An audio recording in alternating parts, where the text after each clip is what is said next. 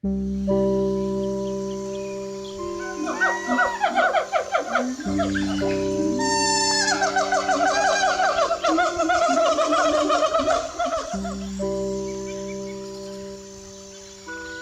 Sumatera dan Semenanjung Malaya ibarat sebuah panggung seni yang menjadi tempat bagi makhluk yang dijuluki sebagai penyanyi hutan menyanyikan lagu-lagu spektakuler dan membuat keriuhan yang sangat indah. Saat kabut masih menggantung di antara pucuk-pucuk yang menjulang, seolah enggan meninggalkan malam yang baru saja usai, mereka menyanyi dengan suara panjang, bergulung, nyaring dan melengking seperti paduan antara seluring dengan trompet alami. Mereka adalah siamang, makhluk hitam berbulu lebat dengan tubuh ringan dan wajah yang memancarkan kecerdasan.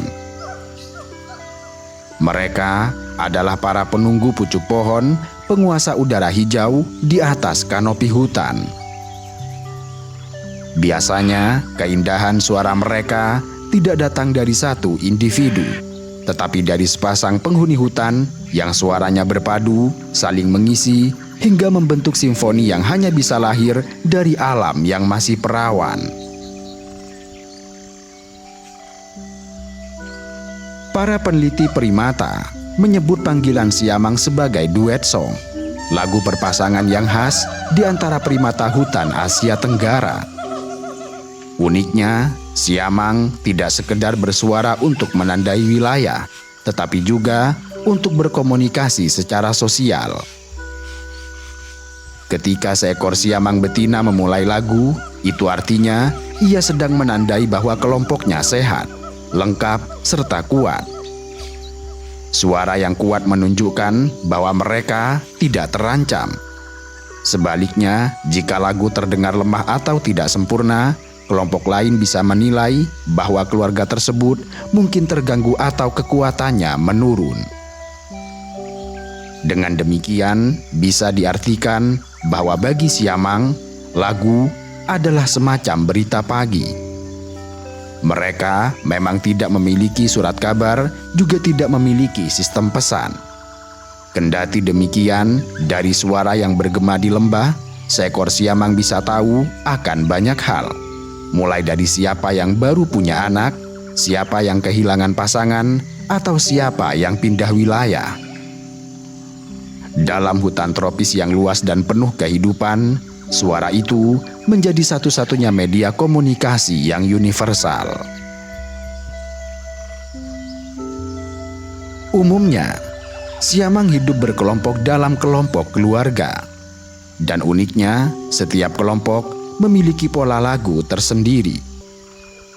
Layaknya manusia dengan dialek yang berbeda, siamang di Sumatera memiliki variasi nada yang sedikit berlainan dengan saudaranya di Semenanjung Malaya.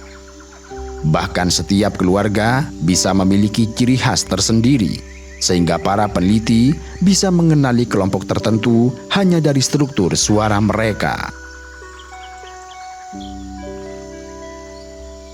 Keajaiban suara siamang berasal dari sebuah organ khusus bernama kantung gular.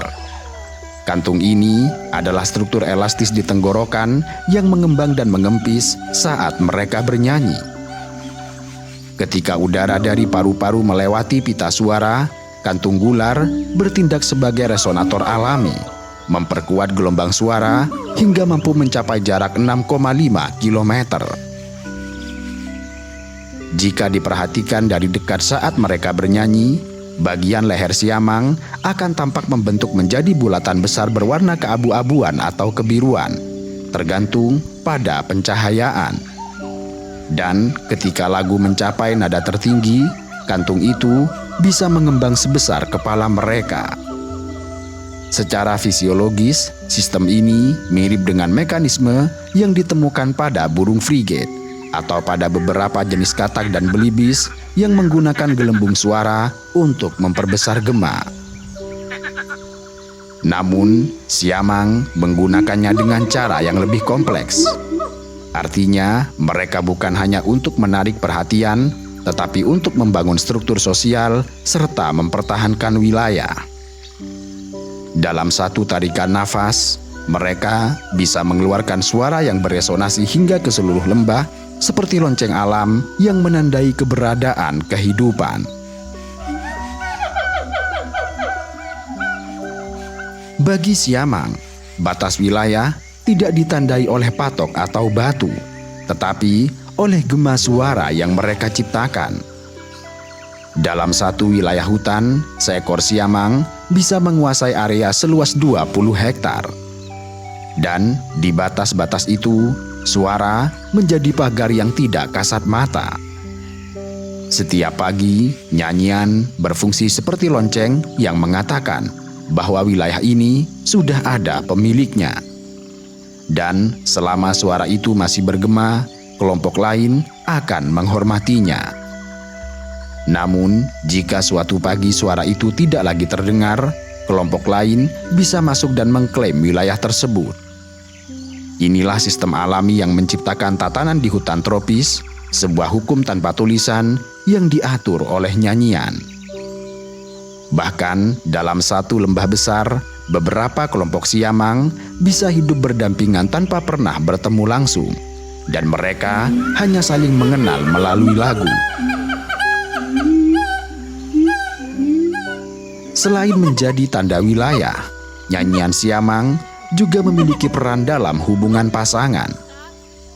Seperti telah disinggung, siamang dikenal sebagai primata monogami sejati, di mana satu jantan dan satu betina hidup bersama selama bertahun-tahun, dan bahkan seumur hidup. Dalam banyak kasus, pasangan siamang tetap setia satu sama lain sampai salah satunya mati. Setiap pagi, nyanyian mereka adalah bentuk penguatan ikatan itu. Lagu menjadi simbol bagi kesetiaan, seperti sebuah janji yang diperbarui setiap hari. Saat tiba musim kawin, intensitas lagu mereka meningkat. Betina akan memulai panggilan yang lebih lembut namun lebih sering, sementara jantan menjawab dengan variasi nada rendah yang khas. Lagu-lagu ini membangun ritme hubungan yang seimbang antara komunikasi, perlindungan, serta kasih sayang. Ketika seekor siamang jantan kehilangan pasangannya, ia akan berhenti bernyanyi selama berhari-hari, seolah mereka tengah kehilangan separuh suaranya. Dan terkadang dalam keheningan hutan terdengar satu suara tunggal yang tidak terjawab.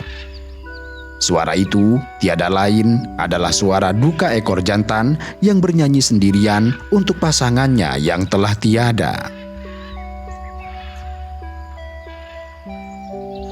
Para peneliti yang pernah merekam perilaku ini menyebutnya sebagai nyanyian kesepian.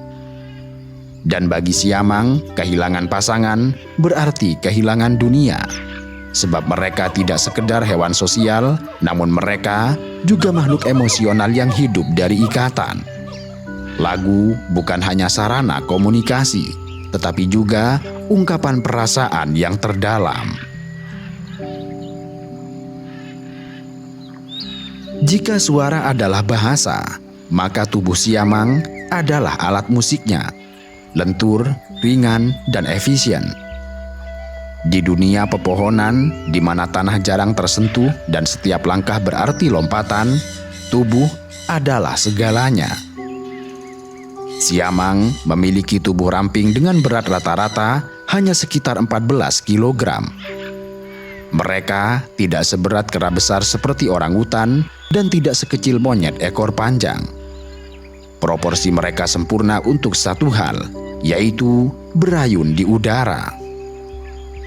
Lengan mereka jauh lebih panjang dari kaki, bahkan bisa 2 kali lipat panjang tubuhnya. Dengan struktur semacam ini, mereka mampu menggantung dengan mudah di cabang manapun, bahkan pada dahan yang hanya setebal lengan manusia. Gerakan utama mereka disebut sebagai berakiasi, yaitu cara berpindah dari satu cabang ke cabang lain dengan mengayunkan tubuh menggunakan lengan secara bergantian. Saat satu tangan menggenggam, tangan lainnya sudah siap meraih pegangan berikutnya. Dan dalam satu ayunan sempurna, seekor siamang bisa menempuh jarak 3 meter di udara. Saat berayun, jari-jari panjang mereka bekerja seperti kail, mencengkeram dahan dengan sangat kuat. Tangan siamang memiliki 4 jari panjang yang melengkung dengan sempurna, ditambah 1 ibu jari kecil yang berlawanan arah. Kombinasi ini memberi mereka kekuatan serta fleksibilitas yang sangat luar biasa. Sementara itu, kaki mereka juga memiliki 5 jari dengan jempol besar yang berlawanan arah, sehingga memungkinkan mereka menggenggam cabang seperti tangan kedua. Dengan 2 pasang alat itu, mereka benar-benar sebagai makhluk yang diciptakan untuk hidup di langit hutan.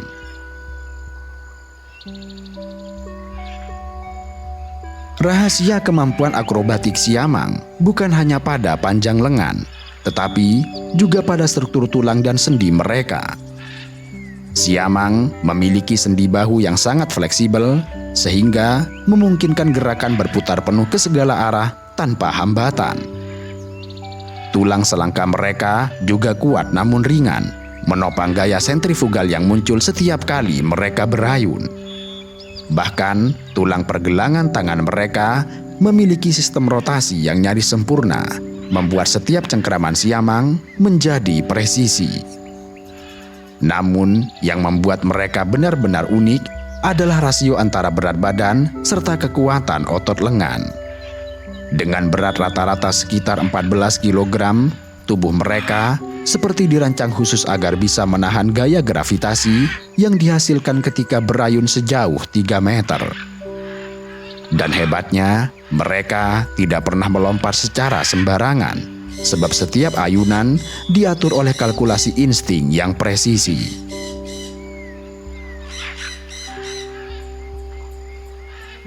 Jika hutan adalah panggung dan udara adalah jalan, maka keluarga adalah pusat kehidupan bagi siamang.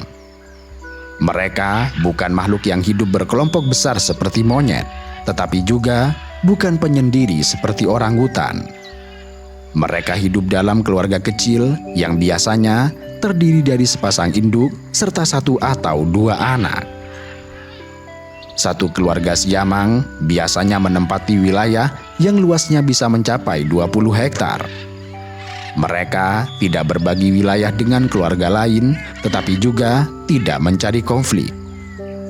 Pada pagi hari, setelah nyanyian duet menandai batas wilayah, mereka akan mulai bergerak dari satu pohon ke pohon lain, mencari buah matang, daun muda, atau bunga yang segar.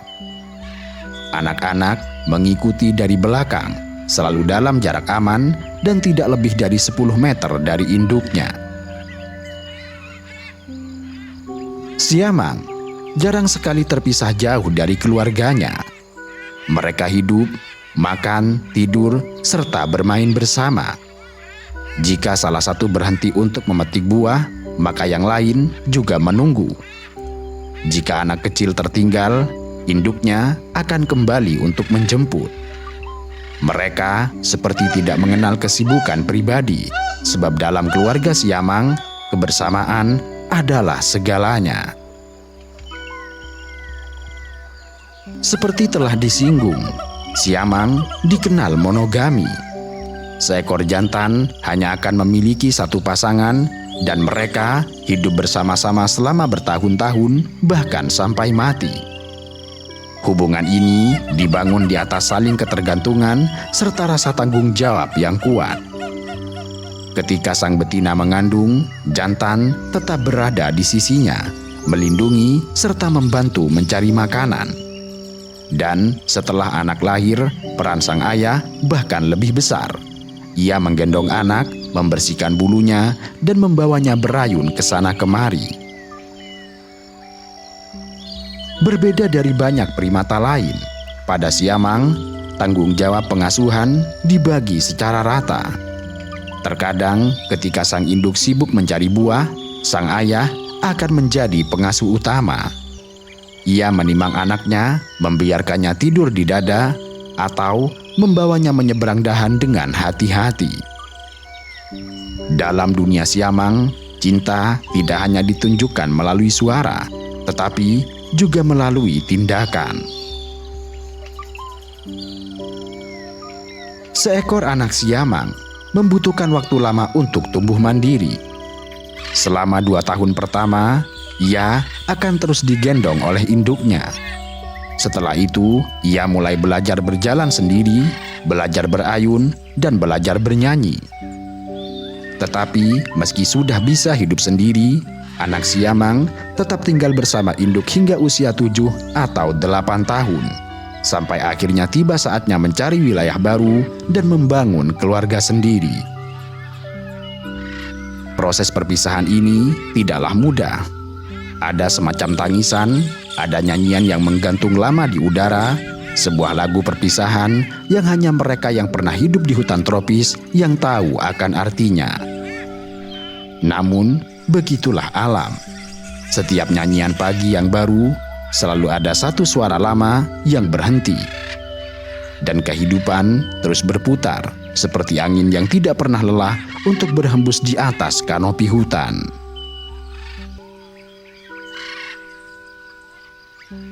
Di tengah hutan tropis yang lebat dan basah, kehidupan tidak pernah berdiri sendiri.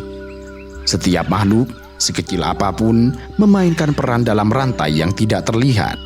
Dari serangga yang menggigit daun, burung yang menabur biji di udara, hingga makhluk hitam berbulu panjang yang bernyanyi di langit pohon bernama siamang.